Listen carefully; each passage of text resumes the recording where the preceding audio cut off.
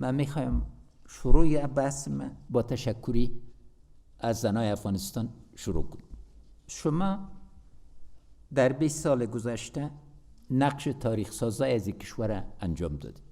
یک لحظه فکر کنید دختری را که در قریه افغانستان باعث اولین دختر به مکتب میره، هم فرصت هایی که بر عزیز، هم مشکلات و هم اراده‌ای که میخواه که از خانه به مکتب بره و در مکتب محیط حمایوی را پیدا کنه.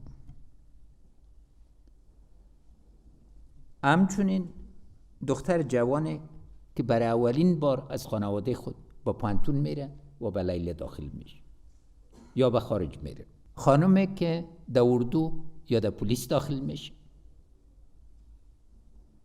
خانمی که بار اول سفارت میکنه، معینیت میکنه، وزارت میکنه، ولایت میکنه.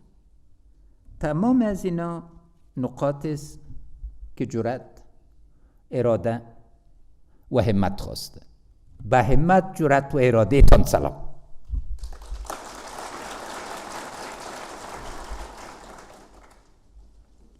دوم،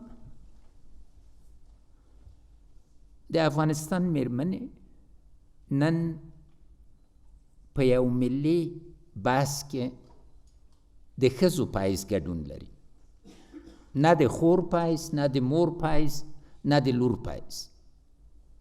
د افغانستان د وګړي پایز، د افغانستان د اساسي قانون د حقوقو په اساس اول ښځو اجماع لومړی وال په موږ په تاریخ کې یوه جرګه جوړه سوه چې هغه کې کوچۍ ښځې، کلیوالې ښځې، ښاري ښځې، تعلیم یافته، غیر په نورو توانیو باندې ښځې سره ټولې سولې او مشترک غږ ایجاد کړ.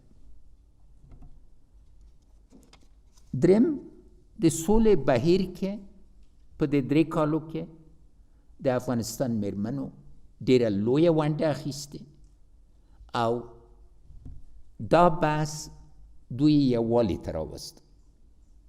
نن څوک له تاسو نه استازیتوب نسي کوی، خپلم د خپلو ښځو استازي او تر ما تر چې زه ولسمشر یم تاسې استازولي بر زه کوو.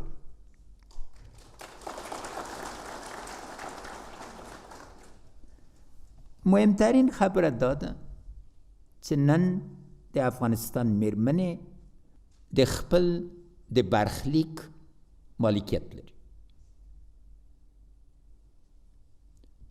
پیږئ چې څه غواړئ، پیږئ چې څنګه دا اظهار کوئ او څنګه په دې باندې نورو افغانانو سره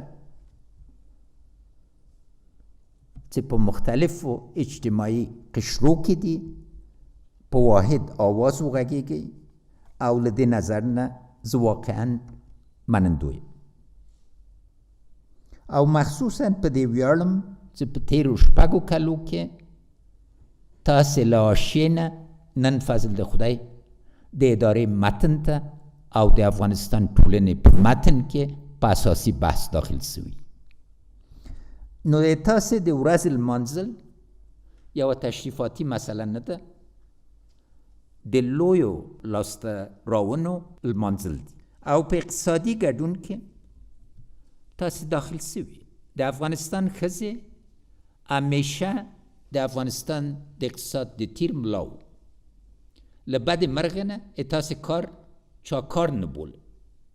ما په یاد یې وخت چې پوهنتون د کابل کې یو ځوان استاد وم چې لیکل مې هلته خو فورمې و دا سختې وې، موږ خپله جوړول، کاغذونه به م ویشل. اکثریت د مطلق نه چې پوښتنه مې کوله چې مور دې څه کوي، وایي مور مې بیکاره ده. 14 ساعته په 14 ساعتو په ورځ کې کار کوي، هغه ته بیکاره وایي. نو زه نه پوهېږم چې د کار تعریف څه ده. تاسې همیشه کار کړی، اوس کارم اقتصادي ارزښت لري او انشاءالله تعالی په توانمندۍ باندې به رسېږي. او ټولنیز ګډون هم زښت ډېر مهمه ده. از این جهت شما دیدگاهی بسیار واضح دارید. این دیدگاه آینده نگر است. این دیدگاه نظام محور است. این دیدگاه عدالت محور است، بحث شهروند مسئول شهروند محور است. از این دیدگاهتان تشکر میکنم و تبریکی میتونم که شورای عالی زنان وسیله گفتمانتان امرای رهبری دولت خود باشه و وسیله اساسی تصمیم گیری. همچنین تغییر نقش وزارت زنان را برتان مبارکی میگم. در ولایات نقش والی صاحبا که در اکثریت ولایت افغانستان امروز معاون والی زن در پهلوی والی و در پهلوی همکارای دیگر خدمت میکنند و مخصوصا در میثاق شهروندی که 50% شوراهای میثاق شهروندی امروز از طرف زنا رهبری میشه. یه هدف 5 سال پیش ما بود، در وقت فکر میکردن که غیر ممکن است. همه از اینا در عرصه جمهوریت و قانون اساسی ما با وجود آمده. بنابراین به تمام زنای افغانستان این روز تبریک بگویم.